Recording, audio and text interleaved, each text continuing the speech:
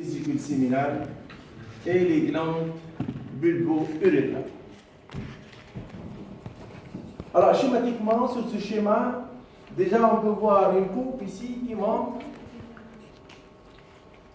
le parenchyme donc testiculaire est entouré par, ici regardez, cette albuginée, une enveloppe conjonctive qui s'épaissit du côté de l'épidémie. En face de l'épidémie, cette albuginée donc s'épaissit. Et elle donne ce qu'on appelle le corps de Higmore. À partir de ce corps de Higmore, comme vous le voyez ici sur le schéma, vont partir des cloisons, regardez, l'ensemble de ces cloisons, et ces cloisons délimitent des loges, dans à peu près 200 loges par testicule. Donc, dans chaque loge, on peut déjà retrouver 2 à 3 tubes séminifères. Alors, ces tubes séminifères, les 2 à 3 tubes séminifères sont collectés par des tubes droits, et ces tubes droits s'ouvrent dans un réseau de canalicules qui est creusé dans le corps de Higmore, appelé donc rététestis. Donc, tube droit plus rététestis, ce sont les voies spermatiques intratesticulaires.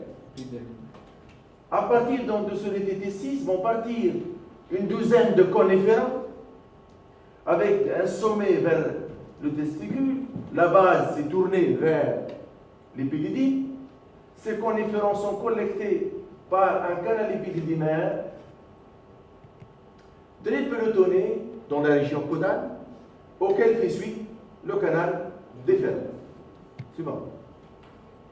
Alors, le testicule passe par 2 états. Un état donc impubère, qui est marqué ici par des tubes séminifères pleins. Pratiquement, il n'y a pas de lumière. Il y a quelques cellules germinales, des cellules de Sertoli, mais il n'y a pas, bien sûr, de lumière. Ce sont des tubes séminifères pleins. Mais lorsqu'on s'approche de la puberté, la suivante, ces tubes séminifères donc apparaissent avec une lumière centrale. Regardez. Ces tubes séminifères présentent donc en coupe des sections circulaires et des sections ovales. Et ça montre, si vous voulez, l'aspect contourné de ces tubes séminifères. Ces tubes séminifères, si vous voulez, sont séparés par un conjonctif lâche vascularisé. Dans ce conjonctif, bien sûr, nous retrouvons les cellules bulidiques. C'est bien sûr l'ensemble de ces cellules bulidiques qui constituent bien sûr la glande interstitielle, qui est donc responsable de la fonction endocrine du testicule. Suivant. Pareil, ici vous avez des tubes séminifères en coupe transversale, d'un testicule adulte cette fois-ci, avec une lumière, une paroi, et chaque tube séminifère est entouré par une membrane propre. Ces tubes séminifères sont séparés par l'ensemble de ces cellules interstitielles qui constituent la glande interstitielle, qui est donc responsable de la fonction endocrine du testicule. Bien sûr, cette fonction endocrine donc, va assurer la sécrétion de la testostérone. Cette testostérone, elle agit à 3 niveaux. Elle agit localement sur la spermatogenèse. Elle agit, si vous voulez, lorsqu'elle passe dans la circulation, elle agit pour réaliser le feedback négatif sur le complexe hypothalamo-hypophysaire, et elle agit également sur les caractères sexuels secondaires. D'accord? Pour les tubes séminifères, qui assurent la fonction exocrine donc, du testicule, présente une paroi, et dans cette paroi, dans l'épaisseur de cette paroi, vous avez bien sûr les différents stades de la spermatogenèse, et à l'intérieur, vous avez ici, bien sûr, la lumière, et donc l'accumulation du produit de sécrétion de ces tubes séminifères, c'est-à-dire les gamètes, les spermatozoïdes. Voilà ici donc une coupe de tubes séminifères, entourée par donc une membrane propre, une lumière centrale, et là, si vous voulez, vous avez tous les stades de la spermatogenèse. Alors, je vous rappelle que cette spermatogenèse, c'est un phénomène donc très lent, il se passe pratiquement 72 jours, et il se passe en pratiquement 3 grandes étapes. La première étape, c'est une étape de multiplication, c'est-à-dire augmenter le nombre des spermatogonies, moyennant des mitoses. Deuxième étape, c'est une étape d'accroissement, augmentation de la taille des spermatocytes 1. Et les troisième étape, c'est une étape de maturation, la transformation de la spermatide en plutôt la méiose, c'est-à-dire les deux stades de la méiose, réductionnelle et équationnelle. Ceci survient à la puberté. Et dernière, si vous voulez, étape, c'est bien sûr la différenciation, la transformation de la spermatide en spermatozoïde. C'est la spermogénèse. Alors, cette spermatogenèse est assistée par des cellules somatiques. Ce sont les cellules de Sertoli qui sont là pour, si vous voulez, donc, assister donc, au bon déroulement de la spermatogenèse. Bon. Pareil ici, vous avez un tube séminifère avec les différents stades de la spermatogenèse, de la spermatogonie au spermatozoïde. D'accord? Le produit final, bien sûr, ce sont les spermatozoïdes accumulés dans la lumière. Alors, schématiquement, regardez, donc cette spermatogenèse se déroule en plusieurs stades. Et tout ça est soutenu, regardez donc, par cette cellule de Sertoli qui présente donc un noyau triangulaire nucléolé que vous allez chercher tout à l'heure sur le volant. Et en plus, regardez donc l'aspect, surtout le cytoplasme, l'étalement de son cytoplasme, le cytoplasme pratiquement qui s'étale jusqu'à toute la paroi du tube séminifère, de la membrane propre jusqu'à la lumière du tube séminifère. Vous voyez un petit peu le cytoplasme, cette cellule, donc, si vous voulez, retient les différents stades de la spermatogenèse dans des encoches cytoplasmiques, regardez. Donc c'est une cellule qui assure la nutrition, c'est une cellule qui assure un petit peu la transformation, même la spermiation, la libération des spermatozoïdes dans la lumière du tube séminifère. Alors la transformation, justement, nous arrivons à la transformation de la spermatide en spermatozoïde. Cette transformation, elle est marquée par 4 grands événements. Le premier événement, qui est très bien visible sur la diapo, c'est l'apparition de l'acrosome. Un acrosome, ce sont un ensemble de vésicules golgiennes qui vont confluer et vont donner donc ce sac très riche en enzymes. Ce sac va s'étaler sur la tête du spermatozoïde. Donc c'est là c'est le futur acrosome. Et cet acrosome, bien sûr, va assurer plus tard, si vous voulez, la réaction acrosomique. Et les enzymes vont donc, si vous voulez, permettre le passage du spermatozoïde donc, à travers donc, la zone péllucide de l'ovocyte. Deuxième grand événement, c'est bien sûr, le deuxième donc, grand événement, c'est l'apparition du flagelle. Donc ce flagelle, à partir des centrioles, regardez, début de formation du flagelle. Troisième grand événement, c'est bien sûr le noyau qui devient de plus en plus petit. La chromatine est compactée par des protéines spéciales. Et condensation donc, du noyau.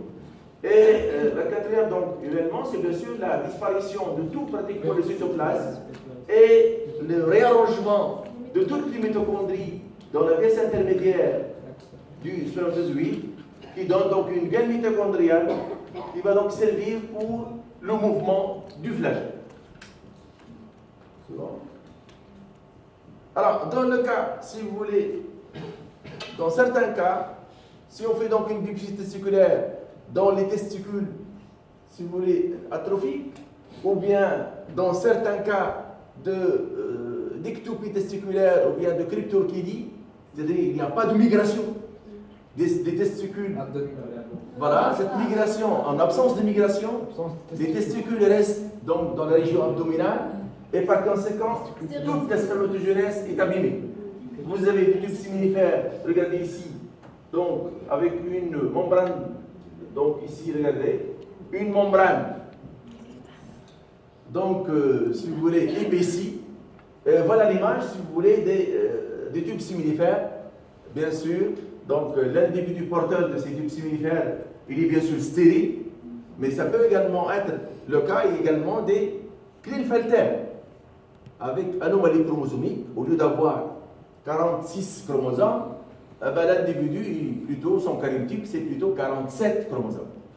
Il a un X de plus, et si vous faites donc une biopsie testiculaire, dans des testicules atrophiques, vous retrouvez le même aspect du tube séminifère vide. Voilà, si vous voulez, pour donc, cette gonade qui elle assure les deux fonctions, endocrine et exocrine. Je passe maintenant aux voies spermatiques. Alors les unes, ce sont des voies intratesticulaires que j'ai détaillées tout à l'heure. Tube droit et les testis, ce sont les voies intratesticulaires. À partir, si vous voulez, ici donc des coniférants, on parle de voies spermatiques extra-testiculaires. C'est bon. Alors schématiquement, regardez le schéma ici, avec ici l'épididie. Je vous rappelle que les spermatozoïdes fabriqués dans le testicule vont séjourner, vont rester pratiquement 2 semaines dans l'épididie. Ils vont bien sûr acquérir leur pouvoir fécondant, leur mobilité, d'accord? Et ces spermatozoïdes vont passer après dans le canal déférent qui reçoit ici donc les vésicules séminales et le tout converge vers bien sûr la prostate. Cette prostate reçoit également la voie urinaire. Et à la sortie, vous avez une voie commune, donc une voie commune génito-urinaire. D'abord l'unité testis, souvent. D'abord donc l'unité testis. Voilà donc ce unité testis qui est creusé dans le corps du ligma. Il s'agit d'un réseau de canalicules. Tapissé, la suivante, tapissé par l'épithélium cubique 5. Vous le voyez ici. Épithélium donc cubique 5. Suivant. Deuxième canal, c'est bien sûr les coniférants et les canaux épididymaires. Dans le canal épididymaire, on va l'étudier sur les lames. Donc, coniférants et canal épididymaire, donc qui présentent un épithélium prismatique stéréocilié. Et j'arrive maintenant au canal déférent. Le canal déférent de 40 cm de long. Ce canal en coupe montre un épithélium stéréocilié, un chorion aglandulaire, et regardez surtout l'épaisseur justement. Dis de battre chouette, regardez l'épaisseur justement de la musculeuse. Cette musculeuse donc est présente pratiquement 3 couches, 2 longitudinales et une circulaire moyenne. Elle permet donc bien sûr la progression des spermatozoïdes. Suivant. Là j'arrive maintenant à l'urètre spongieux. Il y a une coupe transversale ici qui montre ici l'urètre spongieux, centré par, bien sûr, donc l'urètre entouré par le corps spongieux et les 2 corps caverneux. Les toits, bien sûr, forment ce qu'on appelle le tissu érectile chez l'homme. Alors l'épithélium justement de l'urètre spongieux, on va le voir tout de suite. L'épithélium tout de suite. L'épithélium donc il est prismatique stratifié. Par contre, le tissu érectile, il est formé surtout par des artères spéciales, les artères avec système de blocs. Voilà un petit peu l'artère, regardez. Cette artère ici, regardez, avec les 2 coussinets. Et même 3 coussinets, regardez. Une artère qu'on appelle donc artère illicite, plus une composante musculaire et surtout des vacuoles sanguines, stagnation du sang donc pendant l'érection. Suivant. Voilà donc l'artère illicite qui présente une particularité, c'est bien sûr le système de bloc. Ce système de bloc, il est situé dans un dédoublement de la limitante élastique interne. Donc c'est une artère spéciale qui intervient bien sûr et qui irrigue donc le territoire, le tissu érectile. Bon. Pour les glandes annexes, d'abord vous avez la prostate. La prostate, comme vous le savez, c'est un organe donc musculo-glandulaire médian et impair qui est juste en dessous de la vessie. Et c'est une glande composée, tubulo-alvéolaire composée. Les alvéoles sont tapissés par un épithélium prismatique ou bien cubique. D'accord? Regardez. Et bien sûr, la sécrétion, c'est surtout une sécrétion acide. Chez les personnes âgées, on peut voir justement ce qu'on appelle le sable prostatique. Ce sont des infections calciques ici, donc. Le sable prostatique, retrouvé surtout chez les personnes âgées. Suivante, pour les vésicules séminales, c'est un organe pair plutôt, 2 vésicules séminales. Et ces vésicules séminales, la lumière est tapissée par un épithélium prismatique simple. La sécrétion est une sécrétion basique plutôt. C'est essentiellement, bien sûr, le fructose. Voilà.